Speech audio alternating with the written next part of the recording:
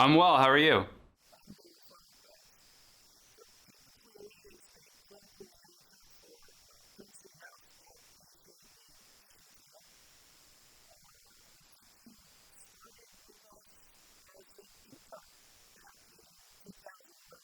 I did, yes.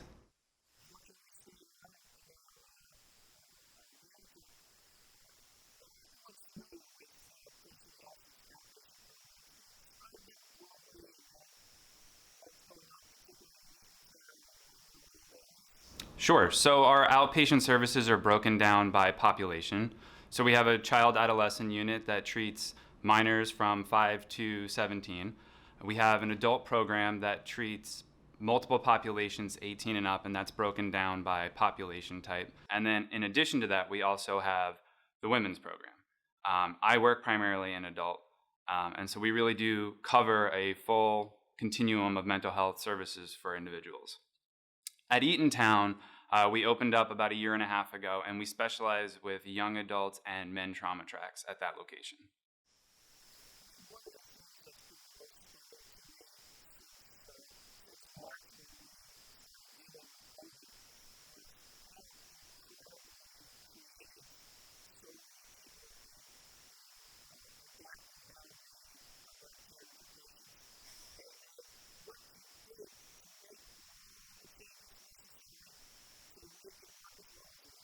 One of the most remarkable things was, if you think back to St. Patrick's Day in March, we all left the building thinking we might be out for a couple days. We were not quite able to give our patients like a clear understanding of what was coming because no one quite knew. And within 3 days, we had rebuilt an entire program in a virtual setting, which obviously was a lot for not only the patients but also for our staff.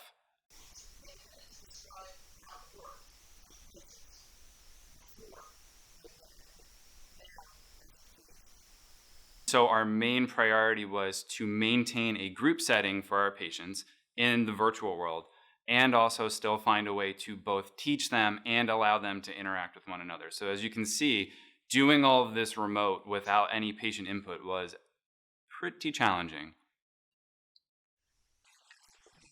So our main model was to keep that as close to the core as possible, and we really are able to do the same thing. We have found ways to gather the patients with the groups that they would normally be in brick and mortar in a virtual world, and we're able to offer the same services.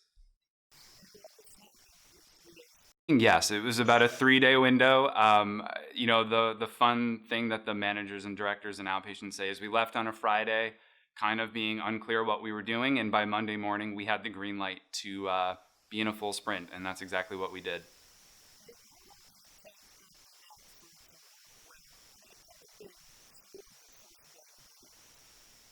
So Eatontown, which is where I'm the clinical manager, I have a smaller team. So I had 3 clinicians working with me initially, and we were able to have most of our groups up and running quite seamlessly the first week. I would say day one, we obviously had some hiccups trying to figure out what to do with people who maybe had internet issues and things like that. But once the program started rolling, within 2 or 3 days, we had stabilized attendance rates.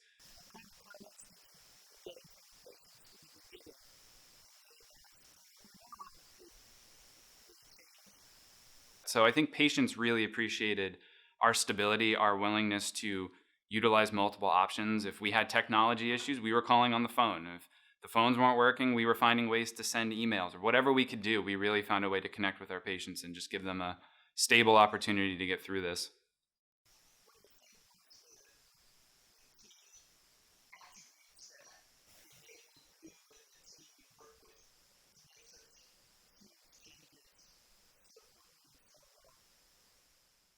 I think some of it is knowing that something needed to happen, right? And we didn't wait for the perfect solution. We kind of jumped in with this mindset of we're going to adapt along the way and we're not going to be afraid to move forward. As we kind of figured out what's the best way to use technology for therapy, that was kind of the main component that we all put our heads together to solve.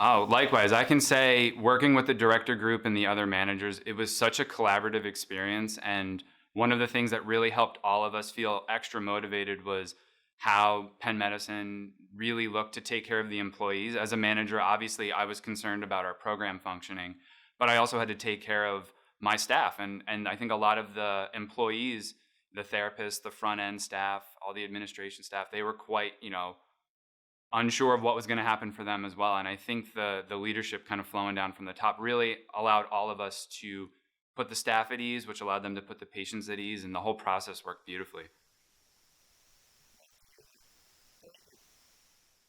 Thank you.